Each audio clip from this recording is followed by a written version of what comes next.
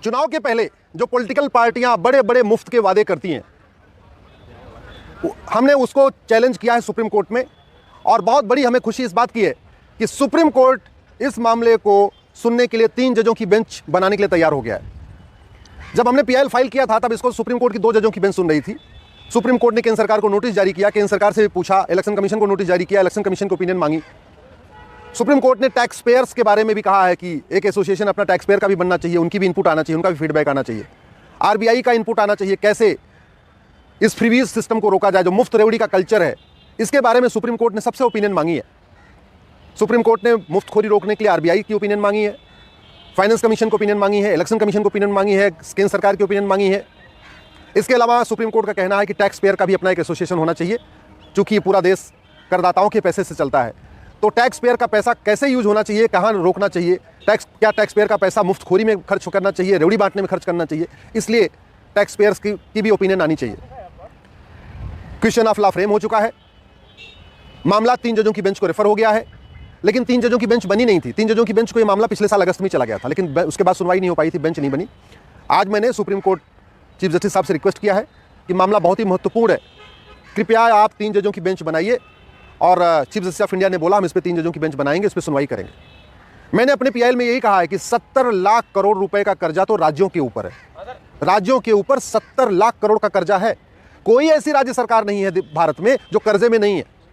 Even सबसे ज्यादा ढोल पीटने वाली दिल्ली की सरकार, केजरीवाल की सरकार, ये भी 55,000 करोड़ के कर्जे में है। 55,000 करोड़ का कर्जा तो दिल्ली के ऊपर है, 3 लाख करोड़ का कर्जा पंजाब के ऊपर है, बिहार के ऊपर भी 3 लाख करोड़ का कर्जा है, लगभग 3 लाख करोड़ का कर्जा केरल के ऊपर है, उत्तर प्रदेश में 6 लाख करोड़ का कर्जा है। तो भारत की ऐसी कोई सरकार नहीं है जिसके ऊपर 50,000 करोड़ या 1 लाख करोड़ या 2 लाख करोड़ 3 लाख करोड़ का कर्जा नहीं है। टोटल कर्जा 70 लाख करोड़ का हो गया है राज्यों के ऊपर, लगभग 80 लाख करोड़ का कर्जा केंद्र के ऊपर है।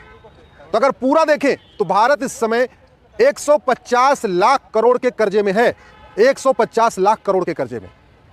ये जितना डेवलपमेंट हो रहा है ये सब कुछ अपने पैसे से नहीं हो रहा है, उधारी ले लेके हो रहा है।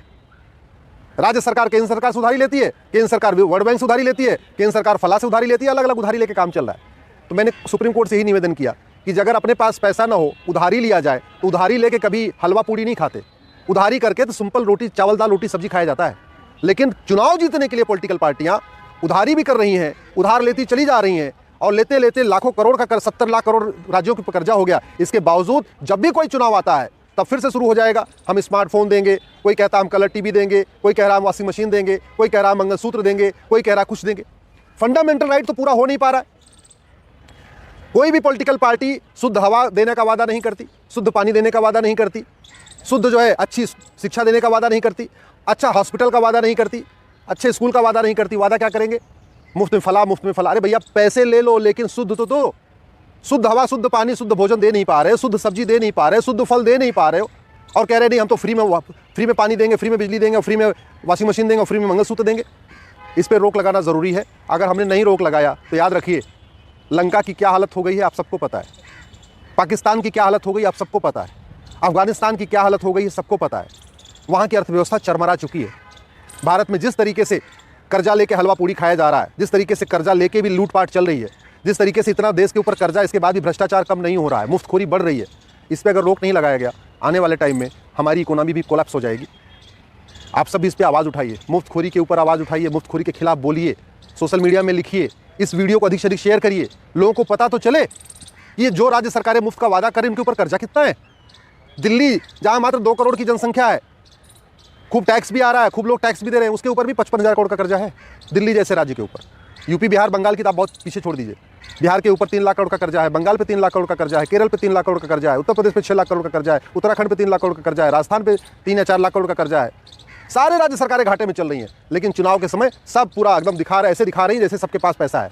और एक बात और, ये जो पॉलिटिकल पार्टी वादा करती है ना मुफ्त में देने का, ये कोई अपनी फंडिंग से नहीं करती है। कोई पॉलिटिकल पार्टी जो उसको चंदा मिलता है उससे कुछ भी फ्री में नहीं देती है। जो यहाँ पे करदाता टैक्स देते हैं उन्हीं में ही अपना नाम कमाती है। तो पैसा करदाताओं का और नाम कमाती हैं पॉलिटिकल पार्टियाँ। पैसा करदाताओं का और नाम कमाते हैं नेता कि मैंने ये दे दिया, मैंने ये दे दिया, मैंने ये दे दिया। भाई कोई भी नेता अपने जेब से कोई 1 रुपये खर्च करता है क्या? कोई पॉलिटिकल पार्टी अपने जेब से 1 रुपये खर्च करती है क्या? पैसा किसका है? हमारा और आपका। तो हमारा आपका पैसा सही से उपयोग हो, सही जगह उपयोग हो, उसका दुरुपयोग ना हो, मुफ्त रेवड़ी में उसका दुरुपयोग ना हो, इसके खिलाफ आवाज़ उठाइए। अगर आप ऐसे ही पॉलिटिकल पार्टियों के बारे में सोचते रहेंगे, अगर आप पॉलिटिकल पार्टियों से ऊपर नहीं उठेंगे, दल गुलामी नहीं छोड़ेंगे, राष्ट्र के बारे में नहीं सोचेंगे, तो याद रखिए हमारी आने वाली पीढ़ियों का वही हाल होगा जो आज लंका में हो रहा है, जो पाकिस्तान में हो रहा है, जो बांग्लादेश में हो रहा है, जो अफगानिस्तान में हो रहा है, वही हाल हमारे बच्चों का भी होगा। मैं आपसे निवेदन करता हूँ, प्लीज़ दल गुलामी छोड़िए, पॉलिटिकल पार्टियों से ऊपर उठिए, सपाई बसपाई भाजपाई नहीं, सबसे पहले भारतीय बनिए और जो सही है उसको सही बोलिए, जो गलत है उसको गलत बोलिए। अपने अपने सांसदों विधायकों से कहिए ये मुफ्तखोरी बंद करें, मुफ्त रेवड़ी बंद करें। पहली बात, शुद्ध हवा, शुद्ध पानी, शुद्ध फल, अच्छा स्कूल, अच्छा हॉस्पिटल, अच्छा सड़क बना के दे दें, अच्छी न्यायिक व्यवस्था बना के दें जिससे मुकदमे का फैसला 1 साल में हो जाए, अच्छा पुलिस सिस्टम बना के दें जिससे क्राइम कंट्रोल हो। तो करप्शन कंट्रोल करने की बात नहीं करते, क्राइम कंट्रोल करने की बात नहीं करते, इलेक्शन के पहले कुछ मुफ्त का वादा करते हैं, जीत जाते हैं, उनको भी पता है ये जनता पागल है, जनता इससे कोई लेना देना नहीं, उनको भी पता है जनता को भी ये नहीं समझ में नहीं आता कि पैसा उसी का है। तो आप ही के पैसे को बर्बाद किया जा रहा है, आप ही के पैसे से आपको कुछ मुफ्त में दे दिया जाता है, आप खुश हो जाते हैं कि हमको मुफ्त मिला। याद रखिए कुछ भी मुफ्त में नहीं है, सब कुछ आप ही के पैसे से हो रहा है।